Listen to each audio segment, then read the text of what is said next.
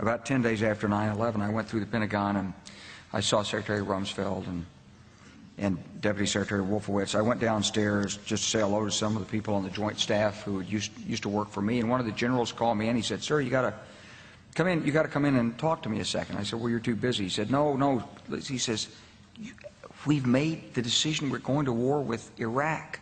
This was on or about the 20th of September. I said, "We're going to war with Iraq. Why?"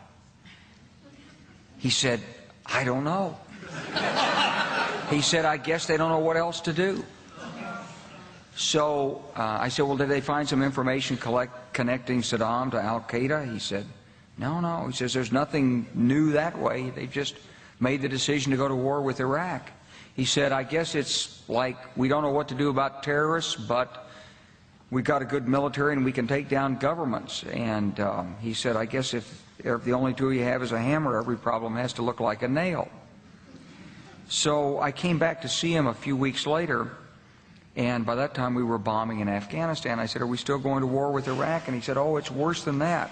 He said, he reached over on his desk, he picked up a piece of paper, and he said, I just got this down from upstairs," meaning the Secretary of Defense's office today, and he said, "This is a memo that describes how we're going to take out 7 countries in 5 years, starting with Iraq and then Syria, Lebanon, Libya, Somalia, Sudan, and finishing off Iran."